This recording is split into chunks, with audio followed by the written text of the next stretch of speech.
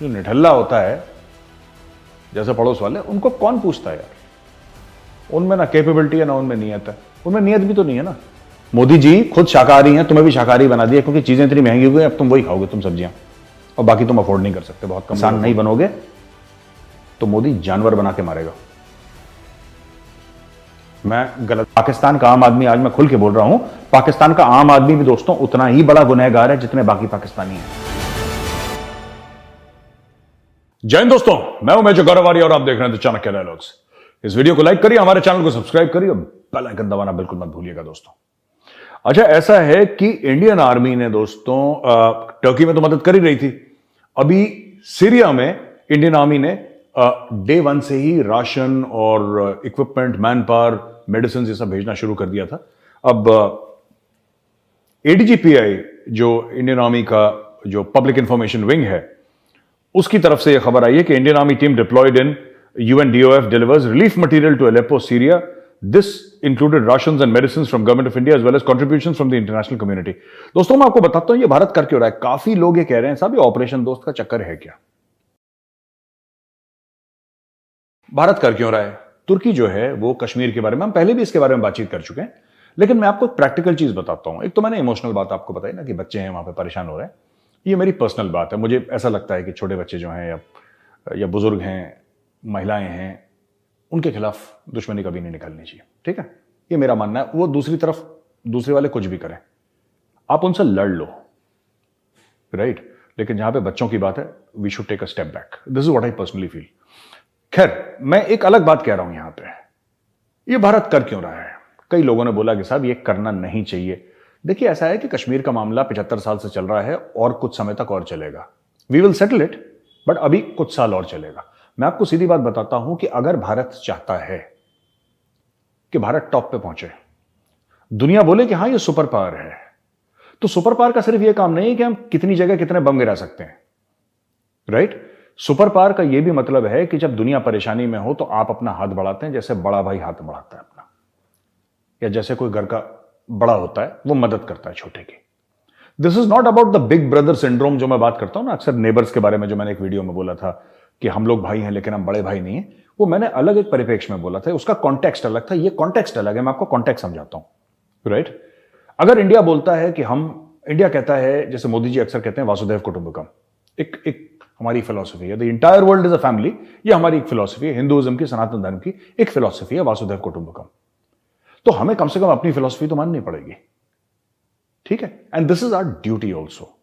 तो भारत किसी पे एहसान नहीं कर रहा कि हमने तुम पे एहसान नहीं, ये हमारा फर्ज है, ये हमारी ड्यूटी है, ये हमारा धर्म है, ये हमारा कर्तव्य है, क्योंकि सनातन ऐसा कहता है, वासुदेव कुटुंबकम, ठीक है? और हमें मदद करनी चाहिए, मदद करनी पड़ेगी, क्योंकि आज हमारे पास वो वसाइल हैं, हमारे पास वो चीजें हैं कि हम मदद कर सकें, तो हम कर रहे हैं। अगर नहीं होती तो शायद नहीं करते, लेकिन हैं तो हमें करनी चाहिए।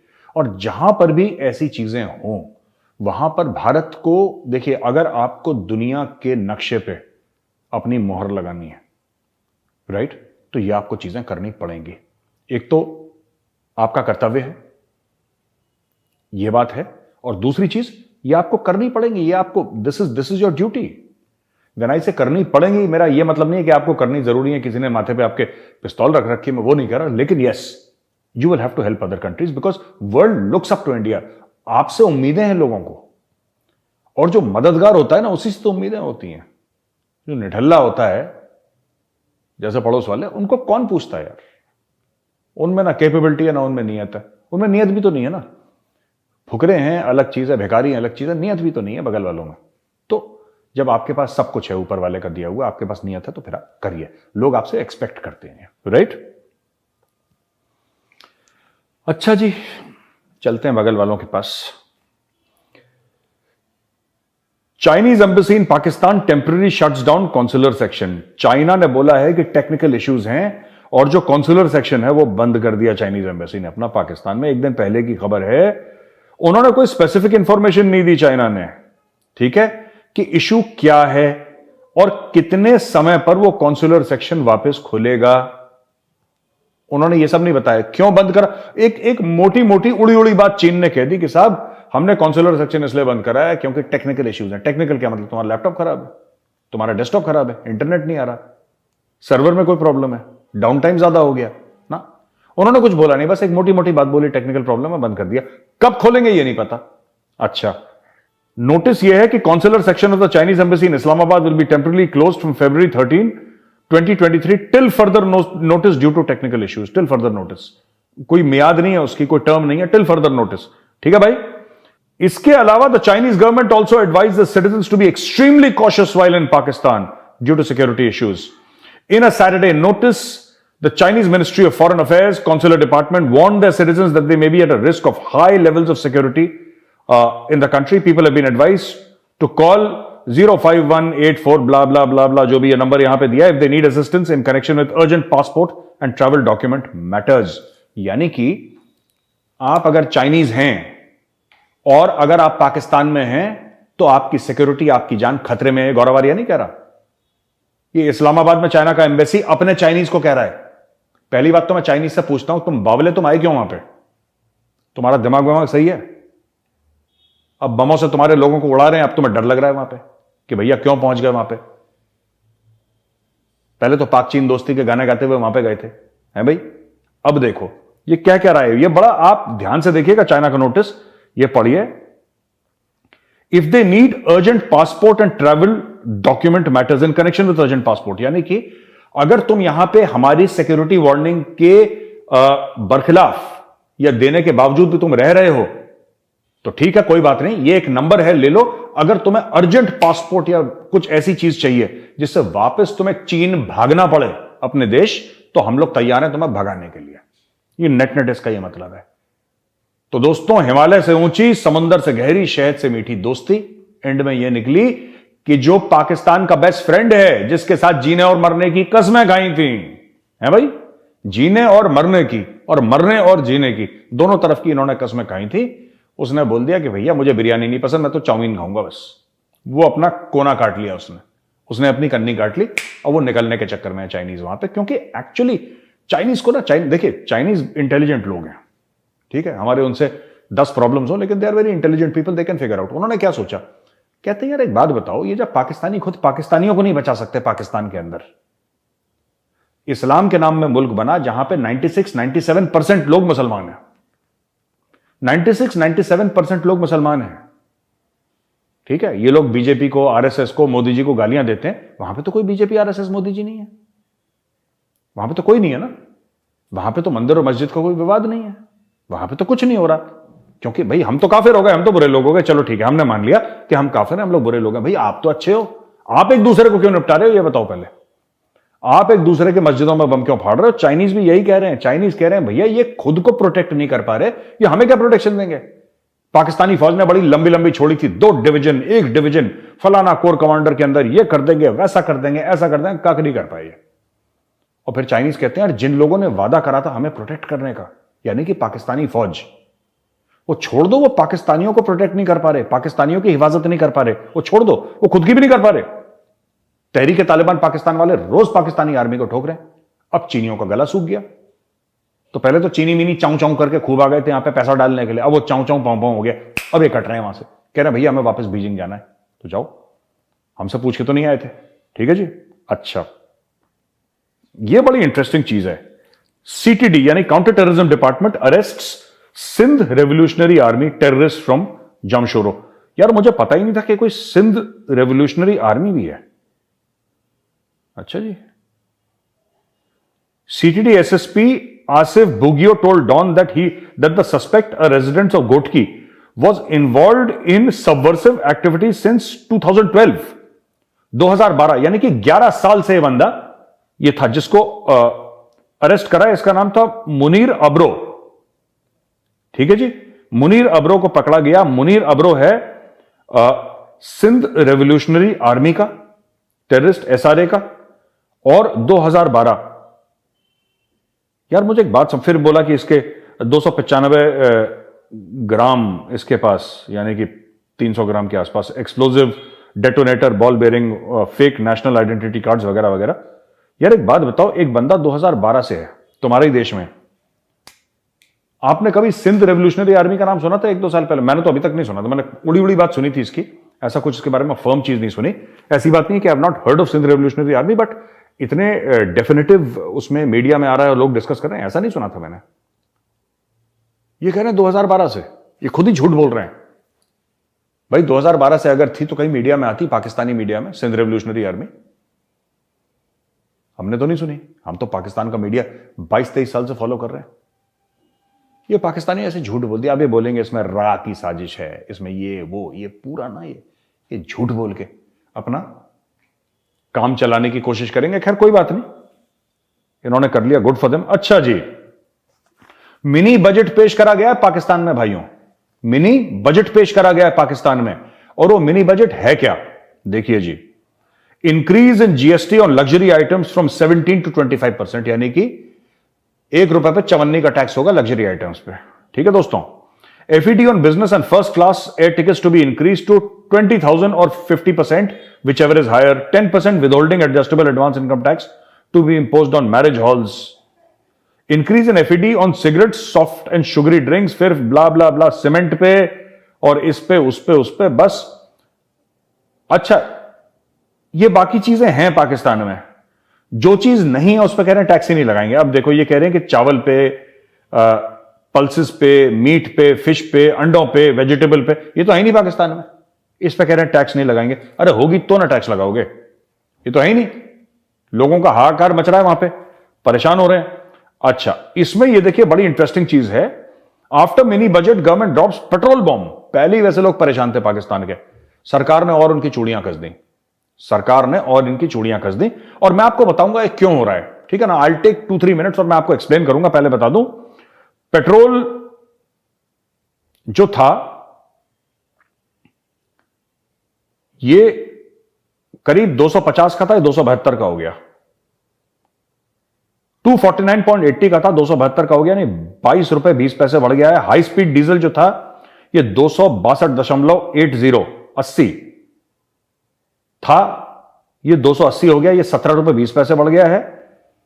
केरोसिन था 189.83, ये 202.73, यानी कि 202.73, ये 12.90 इतना बढ़ गया है। और लाइट डीजल ऑयल ये 187 का था, ये 196.86, यानी कि 9.68 ये बढ़ गया है। ठीक है भाई साहब। दोस्तों बड़ा खतरनाक हालात हैं पाकिस्तान के।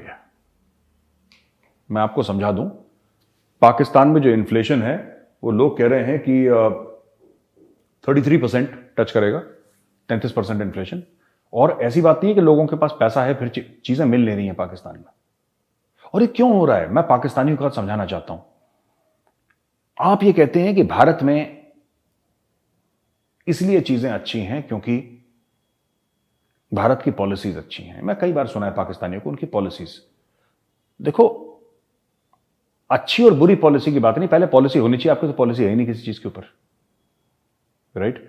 और पॉलिसी पे अमल भी तो करना पड़ता है, सिर्फ पॉलिसी लिखने से थोड़ा ना होता है, अमल करना पड़ता है।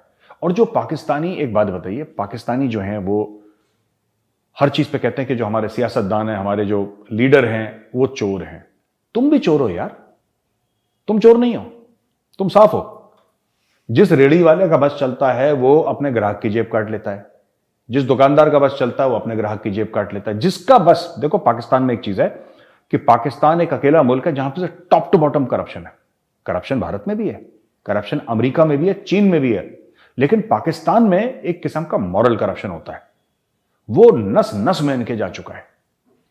और ये लोग सब अपने टॉप लोगों को गालियां देते रहते हैं, जबकि ये भी उतने ही बड़े गुनहगार हैं। पाकिस्तान का आम आदमी, आज मैं खुल के बोल रहा हूं, पाकिस्तान का आम आदमी भी दोस्तों उतना ही बड़ा गुनहगार है जितने बाकी पाकिस्तानी हैं, जिनके इतने लीडर गुनहगार हैं, क्योंकि इन्हीं लोगों ने तो लीडर बनाया उनको, इन्हीं को जाके वोट देते हैं। ठीक है, अब मैं आपको बताता हूं ये हो क्यों रहा है। आपके सियासतदान नालायक हैं, वो बात सही है, और कभी आपके पास लायक रहा नहीं। जिन्ना से लेकर आज तक सबके सब पैदल रहे दिमाग से, इनको आता ही नहीं कुछ। मैं बता रहा हूं, आयूब खान, ये सब दिमाग के पैदल हैं, लो IQ पीपल। पाकिस्तान में कोई ढंग का लीडर नहीं आया, ना मुशर्रफ, ना तुम्हारा इमरान खान, ना तुम्हारा नवाज शरीफ, ना जुल्फिकार, जितने भी थे सब ऐसे दिमाग के पैदल हैं। इन लोगों ने सिर्फ लूट खसोट मचाई, इससे पैसा लो, इससे पैसा लो। इसके अलावा they don't have that statesman like vision. एक ढंग का मेडिकल स्कूल ही बना देते पाकिस्तान में 75 साल में, तुमसे वो तो बना नहीं, ढंग का इंजीनियरिंग कॉलेज नहीं बना। कौन सा विजन था तुम्हारे पास? इंडिया के जो प्राइम मिनिस्टर, मैं कंपेयर नहीं करना चाहता भारत के प्राइम मिनिस्टर से, इंडिया के prime minister from day one, उनकी अच्छाइयां भी थी, उनकी बुराइयां भी थी, लेकिन भारत आज जहां पे पहुंचा है, ठीक है, ये 75 साल की तो मेहनत है। वो तो अभी जब से मोदी जी आए तब से किसको क्या कहते हैं, वो स्पोर्ट्समैन, स्टेरॉइड, वो स्टेरॉइड लग गए देश में कि अब देश वो 120 की स्पीड से भाग रहा है, लेकिन तेज तो, पैदल तेज तो पहले भी चल रहा था वो। इशू ये है कि पाकिस्तानी को मैं आपको बताता हूं हुआ क्यों। एक तो आपका मजहब के साथ ऑब्सेशन, आपको जो फतूर है, जो जुनून है मजहब को लेके, ये आपको डुबा देगा। कोई भी मजहब है, आपका मेरा, मैं हिंदू हूं आप मुसलमान हैं, उससे कोई फर्क नहीं पड़ता। आप अपने मजहब से अच्छी अच्छी बातें लो और उसको डेली लाइफ में इंप्लीमेंट करो। मैं अपने मजहब, मैं अपने धर्म से अच्छी बातें लूं और मैं उसको इंप्लीमेंट करूं, तब जाके आपकी तरक्की और मेरी तरक्की होगी। आप लोग तो बिल्कुल क्रैक हो जाते हो, बिल्कुल दिमाग आपका एमसीबी ट्रिप हो जाता है आपका मजहब के बारे में सोचते ही। ये बहुत बड़ी नेगेटिव चीज है। दूसरी चीज है, मोदी जी की वो बड़ी फेमस स्पीच है ना, पाकिस्तान में भी गर्दिश कर रही थी, हर जगह फैल रही थी, घूम रही थी गोल गोल। वो क्या थी? कहते मैंने पाकिस्तान को मजबूर कर दिया कटोरा लेके दुनिया भर में घूमने के लिए। वो सही कह रहे हैं, वो गलत नहीं कह रहे मोदी जी, झूठ नहीं बोल रहे, सच बोल रहे हैं वो। और वो कैसे सच बोल रहे हैं, मैं फिर से आपको बताता हूं। आप एफएटीएफ में थे करीब 4 साल, आपने 2 साल के अंदर आई थिंक 26 आपके पॉइंट थे या 27 पॉइंट थे, 27 में से 26 आपने कंप्लीट कर लिए थे। फिर भी आपको 2 साल और ग्रे लिस्ट में रगड़ा गया। किसकी वजह से रगड़ा गया? किसकी वजह से रगड़ा गया, है ना? दूसरी चीज, आप लोग आज की तारीख में आईएमएफ के लिए, सिर्फ $1.25 अरब के लिए, $1.1 बिलियन के लिए आप एड़ियां रगड़ रहे हो, भीख मांग रहे हो। आईएमएफ आपको लोन देगा, मैं आज बोल रहा हूं पाकिस्तानियों, आईएमएफ आपको लोन देगा। लेकिन एक एग्जांपल दूं आपको, भूख आपको आज लगी है, अगर मेजर गौरव आर्या आपको 4 दिन के बाद खाना दे तो खाना आपके लिए बेकार है, तब तक आप चल लिए होंगे। ये होगा, ये कौन कर रहा है ये? देखो मैं एक बात बताऊं, दिल, एक हार्ट टू हार्ट टॉक करते हैं पाकिस्तानियों के साथ, आज दिल की बात बताता हूं आपको। देखो, जब तक तुम कश्मीर कश्मीर करते रहोगे ना, तुमने कश्मीर कश्मीर करा, तुम्हारे किचन से कश्मीरी मिर्च तक चली गई। कश्मीर तो बहुत बड़ी चीज है, तुम्हारे पास कश्मीरी मिर्च नहीं है खाना बनाने के लिए। मैं आपको बता रहा हूं मेरे प्रधानमंत्री के बारे में 1-2 बातें, राइट? और मैं पहले भी बोल चुका हूं, भारत का प्रधानमंत्री तुम्हारी चूड़ियां कसता रहेगा, मैं बता रहा हूं। तुम कह रहे हो ना हमने ये गोश्त खाया, ये मछली थी, ये ऐसा कर दिया, वो ये चिकन इतने का हो गया। एक तो वो बंदा खुद शाकाहारी है, उसने तुम्हें भी शाकाहारी बना दिया, है ना? मोदी जी खुद शाकाहारी हैं, तुम्हें भी शाकाहारी बना दिया, क्योंकि चीजें इतनी महंगी हो गई, अब तुम वही खाओगे, तुम सब्जियां, और बाकी तुम अफोर्ड नहीं कर सकते। बहुत कम लोग अफोर्ड कर सकते हैं, ठीक है? अब तुम बेटा फाफड़ा, खाफड़ा, ढोकला ये सब खाओ। मोदी जी ने कर दिया, तुम्हारी चूड़ियां कस दी, पहली चीज। दूसरी चीज, देखो एक बात समझनी पड़ेगी मेरे पाकिस्तानी भाइयों और बहनों, ये प्रधानमंत्री थोड़ा अलग टाइप का है हमारा। तुम्हें बहुत दर्द होगा, मेरी बात मानो, तुम्हें बहुत दुख होगा, तुम्हें बहुत दर्द होगा। ये इस नहज पे लाके पाकिस्तान को खड़ा कर देंगे कि तुम यही कहोगे कि पाकिस्तान से जिंदा भाग, अब छोड़ो, भागो यहां से, निकलो यहां से, घर बार बेचो, भागो। मैं बता रहा हूं, ये सब जो ये तुम लोग बेवकूफी करते हो ना, गजवाए हिंद, गजवाए हिंद, आज जो कहते हो ना हम गजवाए हिंद करेंगे, मैं बता रहा हूं ये कल तुमसे केमचो कहलवाएगा और तुम कुछ नहीं कह पाओगे। तुम बोलोगे केमचो मजामा, ये इतनी चूड़ियां कसेगा मोदी तुम्हारी, तुम लोगों को अकल आ जाए, ऐसा कर देगा ये। और तुम करते रहो, तुम्हें जो करना है कि हम गजवाए हिंद करेंगे भारत पे इंशाल्लाह, तुम करते रहो। मैं बता रहा हूं यहां से कोई जवाब नहीं आएगा, सब चुप, बस धीरे धीरे चूड़ियां कस रही। ये जो तुम्हारे साथ ट्रेड नहीं हो रही, जो तुम राशन की लंबी लंबी लाइनों में खड़े हो, जो तुम्हें दवाइयां नहीं मिल रही, जो तुम्हारा इतना बुरा हाल है, क्या तुम्हें लगता है शहबाज शरीफ ने करा है? अरे वो तो उस बेवकूफ को तो यही नहीं पता कि करना क्या है, करना क्या नहीं है। तुम क्या सोचते हो जब तुम्हारे हल्के से हालात बेहतर थे इमरान खान के समय पे, वो इमरान खान की वजह से थे? आई एम सॉरी, ये गलत फहमी दिल में मत पालना। इमरान खान के समय के पहले से चूड़ियां कसना शुरू हो गई थी। टाइम लगता है चूड़ियां कसने में, अब चूड़ियां कसी हैं, अब चूड़ियां कसी हैं, अब बताओ क्या करना है तुम्हें।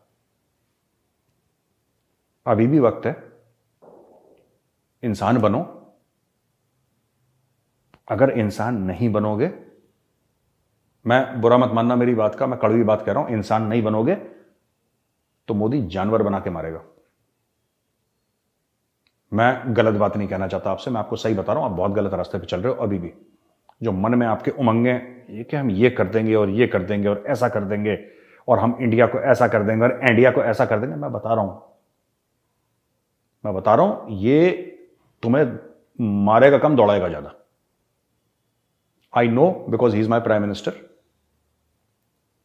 ये जो तुम लोग पुलवामा में कर दिया, सरप्राइज कर दिया, बड़ी खुशियां मना रहे थे ना, पुलवामा में हमारे 40 भाई वीर गति को प्राप्त हो गए, तो पाकिस्तान में लोग कह रहे थे अरे देखा हमने इंडिया को क्या सरप्राइज करा। तुम्हारा मोटा जंगली सुअर फवाद चौधरी, वो जंगली सुअर जैसा ही है मोटा, वो क्या कह रहा था? वो जंगली सुअर ये कह रहा था कि मैं इमरान खान को कांग्रेचुलेट करता हूं कि उसने पुलवामा में बहुत बढ़िया चीज करी। खाने के लाले पड़ने वाले, मैं बता रहा हूं, अभी पड़ गए लाले, तुम्हें और लाले पड़ेंगे खाने के, जब तक नहीं सुधरोगे। और ये सब कौन कर रहा है तुम्हें पता है कौन कर रहा है, ये सब इंडिया से हो रहा है। आज मैं खुल के तुम्हें बोल रहा हूं, इंडिया वर्ल्ड बैंक से ये बोलेगा, इंडिया आईएमएफ से बोलेगा कि दो इनको कर्जा, बिल्कुल दो, जितना मांग रहे हो उतना दो, उससे ज्यादा दो, लेकिन एक काम करना 2 महीने के बाद देना। ओके ठीक है साहब, 2 महीने के बाद इनको एफएटीएफ की ग्रे लिस्ट से निकालना, लेकिन 2 साल के बाद निकालना। एक एक करके मैं बता रहा हूं, एक एक करके हिसाब लिया जाएगा एक एक चीज का। अभी भी वक्त है, सुधर जाओ। ये प्रधानमंत्री ऐसा नहीं है जो छोड़ दे, ये माफ करने वाली पार्टी नहीं है बॉस, ठीक है ना। तो दोस्तों, आज का वीडियो हमारा यहां पे खत्म होता है और अब हम लेते हैं सवाल और जवाब। अच्छा, कई लोगों का यह मानना है कि कई लोग ये मुझसे कहते हैं कि हमने आपको यहां पे सवाल लिख दिया था और वहां पे सवाल लिख दिया था। नहीं, आप कहीं मत लिखिए, आप सवाल यहीं पे पूछिए हमसे, ठीक है ना। कोई लिंक्डइन में कर रहा है, कोई ट्विटर पे डीएम कर रहा है, आप यूट्यूब के कमेंट्स पे पूछिए, ठीक है ना। पहला सवाल है भरत मुकुंद। भरत जी नमस्कार, ये कहते हैं जय हिंद मेजर। जय Hind Bharat ji. I believe the oppressed will choose to pick up weapons rather than work their way around, as it would seem easier option for the uneducated sect of Pakistan. My question to you is, how do you think Pakistan would behave after a point in their downfall with respect to their love of terrorism towards India? Should India become more concerned with the nation's security? देखिए, there are many Pakistanis, there are some Pakistanis who are peace loving, कुछ हैं जो शांति चाहते हैं, कुछ पाकिस्तानी हैं जो large majority of Pakistani highly radicalised है। ये कभी नहीं सुधरने वाले, मैं आपको बता रहा हूं, ये कभी नहीं सुधरने वाले। ये इंग्लैंड की सिटीजनशिप ले लेंगे, इनका पासपोर्ट ब्रिटिश हो जाएगा, इनका पासपोर्ट कैनेडियन हो जाएगा, ठीक है, लेकिन जो खून में लाहौरी चूरन सना हुआ है ना, ये कभी नहीं जाएगा।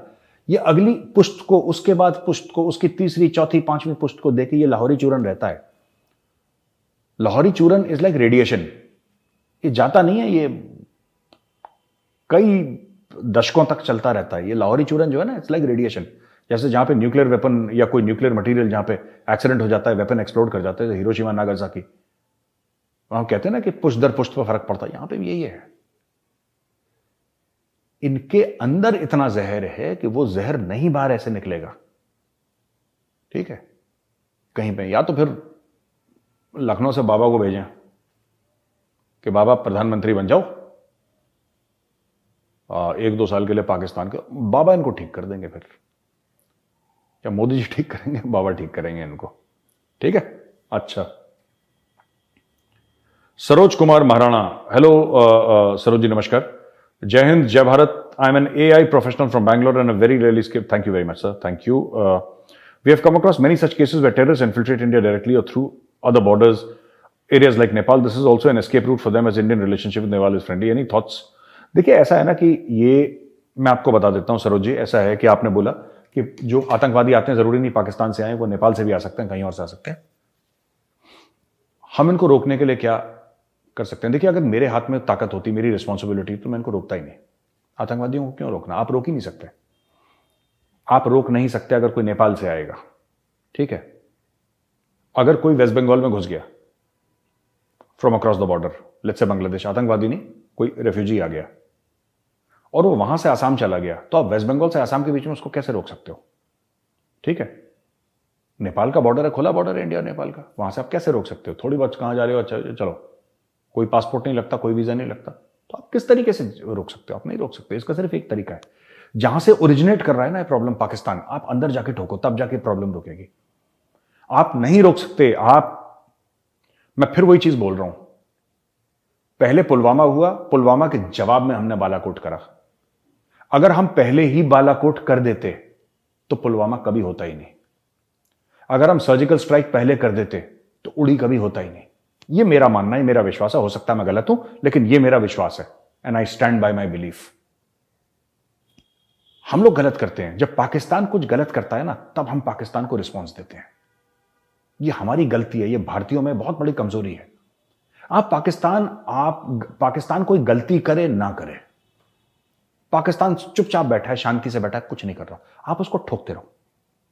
ये एग्जांपल मैंने एक बार दिया था, मैंने टेड टॉक करी थी, वहां पे मैंने एग्जांपल दिया था, पीपल वर स्कैंडलाइज्ड कि ये बोल क्या रहा है, लेकिन मैं दोबारा रिपीट कर देता हूं। जैसे कि आपका घर है, घर में लॉन है, राइट?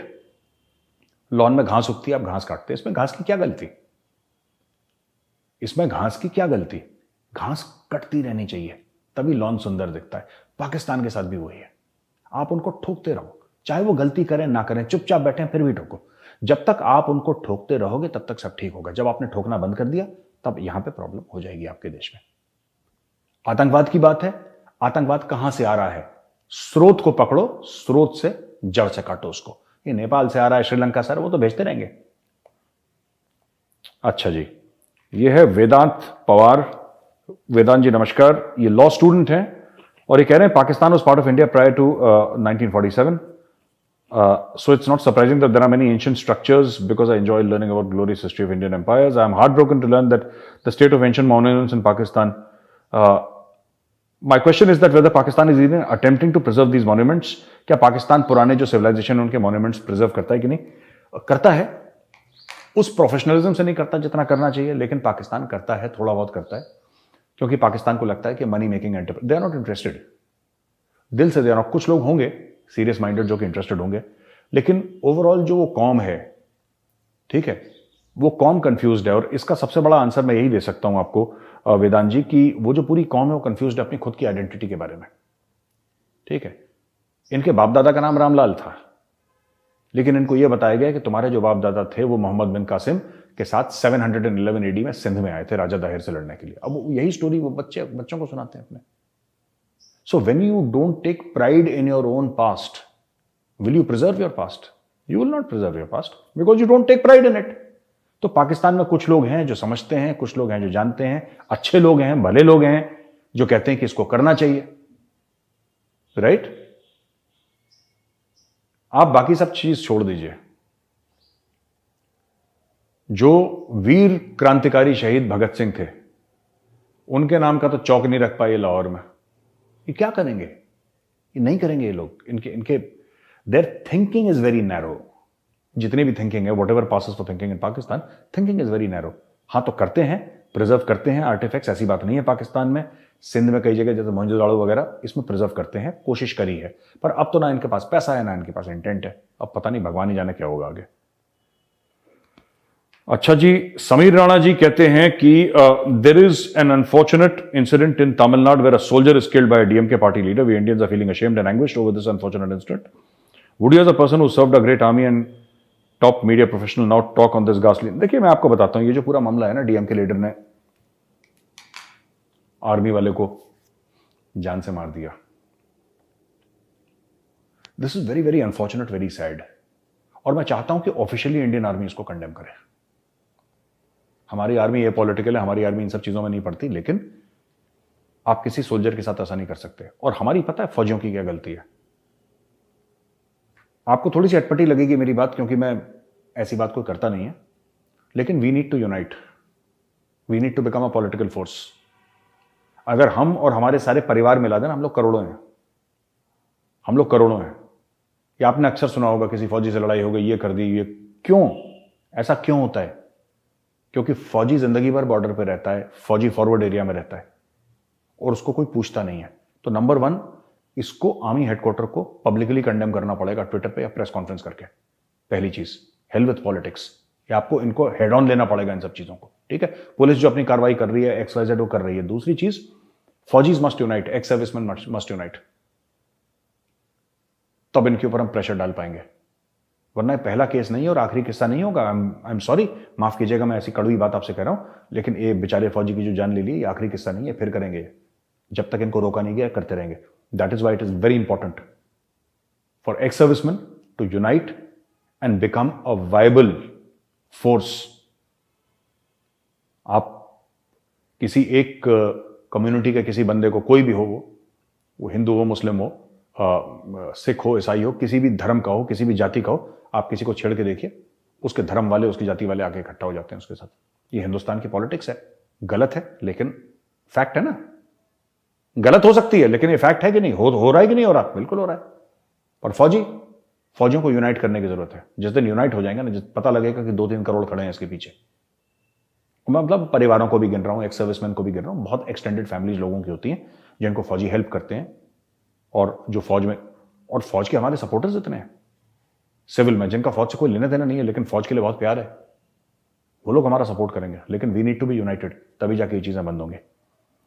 तो दोस्तों, यहां पे मैं खत्म करता हूं आज का वीडियो। अगर आपको वीडियो पसंद आया है तो आप वीडियो को लाइक करिए, हमारे चैनल को सब्सक्राइब करिए, बेल आइकन दबाना बिल्कुल मत भूलिएगा दोस्तों। जय हिंद, वंदे मातरम, भारत माता की जय।